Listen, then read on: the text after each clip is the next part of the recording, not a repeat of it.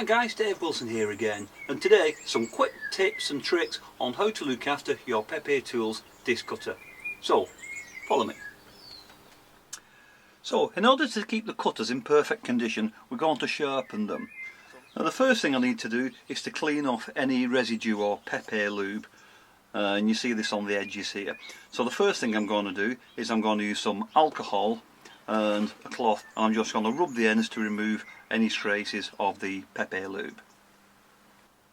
Now to sharpen the cutters we need some 240 grit emery paper or thereabouts, and you need a smooth flat surface. So I'm using the surface of my bench here, or failing that, if you've got a Pepe Tools designer bench block, you can use that and just cut a little piece of emery paper out to sit on the top. If your emery paper is a bit curly, just use some tape to fasten it down around the edges, so keep it nice and flat. So now that I've got my emery paper taped down, I'm just going to get a black Sharpie marker and I'm going to go all over the surface of the cutting end there, nice and uniform. And it's important that you get all the way right round the edges, and so it's all covered and nice and black and even. Now the purpose of blackening it is that we're going to sand it, but I'm just going to sand it just enough to remove that black layer, and that will show us that we're doing it nice and evenly. Onto your emery paper, just add a couple of little drops of oil. This is just general household, general use little oil can. Now remember that the face of the cutter is at a slight angle, so it's very important to keep the face of the cutter flat on your surface. You want to hold it firmly and use a figure 8 motion, just all the way around, keeping it flat, keeping it parallel, and keeping that cutting face perfectly flat to your surface, and just keep moving in a figure 8. And then look at it, and you want to make sure that you've got a nice even surface and that you've removed all of that black marker. Doesn't take much, just a couple of seconds, nice and gentle. And you also want to be careful that you don't tip it or tilt it. You don't want to round off these edges at all. So you keep it nice and flat, don't tilt it, don't roll it, and do not, under any circumstances, file the edges there. You are only filing the cutting surface.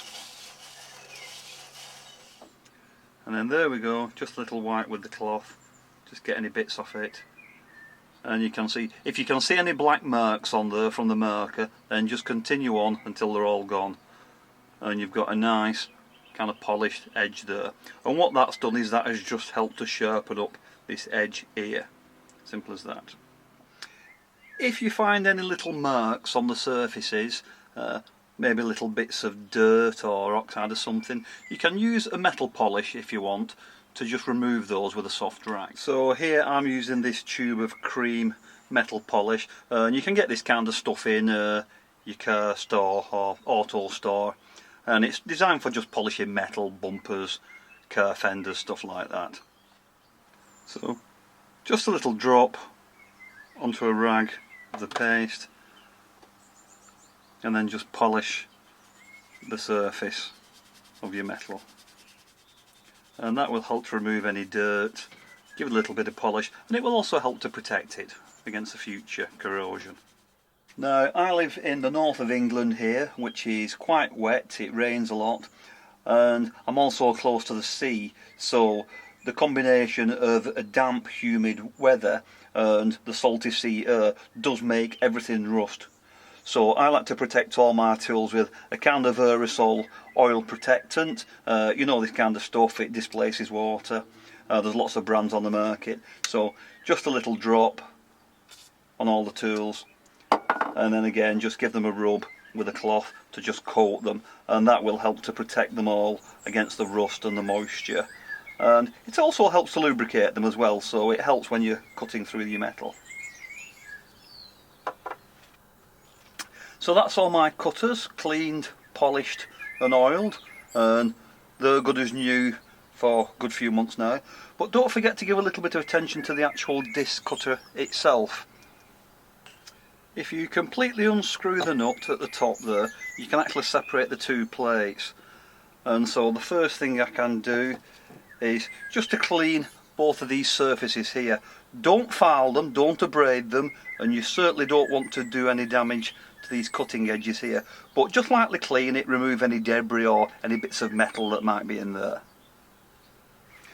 Now, the same as with your cutters, use some alcohol to remove any bits of wax from the Pepe lube, and then once you're happy and it's nice and clean, just give it a spray with protective oil, or just use a few drops of regular household oil and just rub it in and get that oil right over the surface. And again, it helps to lubricate it, it protects it, it stops it from rusting, it helps to clean it. So make sure that the whole thing has got a nice light coating of the protective spray oil. So there we go, both sides have been cleaned and they've been sprayed with the spray oil.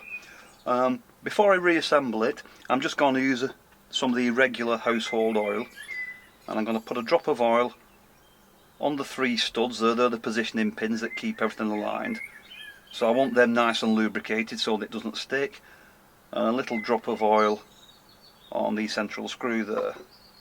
And if it runs over, it doesn't matter, oil's not a bad thing. And then I'm just going to reassemble it. And when you reassemble it, just make sure that you get the big hole lined up with the big hole. So put it the correct way around so that all your holes line up. Now, just a little tip here, when you're polishing the top surface, use some of the household oil or some of the spray oil, that's fine. But don't use anything abrasive, don't use the metal polish we talked about. Don't use that on the top because you could remove the lettering and the engraving off it, which you don't want to do. So just clean that with oil, nice and gentle, give it a good coating, and then there you go, it's good as new. Now, final little tip, this is a bag of silica gel. It's a drying agent, and you get this in packing material, like especially if you buy like a computer or some electrical equipment, you'll tend to get little packets of this in the packaging. So don't throw them out, use them and put them in your toolbox, or if you haven't got them, just go on the internet and you'll be able to buy these. And this is a drying agent, so what I like to do with my tools, because I live near the sea, I store all my metal tools in a plastic tub, bag of silica gel in the tub, and fasten it up, and that will keep it nice and dry and protected from the damp and the salty air. So there you go guys, nice and simple. If you haven't seen them, check out my other videos on the Pepe Tools disc cutter and also on the positioning dies that go with it. Remember to follow the advice, always use the red pad which protects the cutting faces, and always use a brass mallet to protect the top of the cutters. Look after it and it will last you for years and years to come. I've been Dave Wilson, thanks for watching and I'll see you real soon on the next video.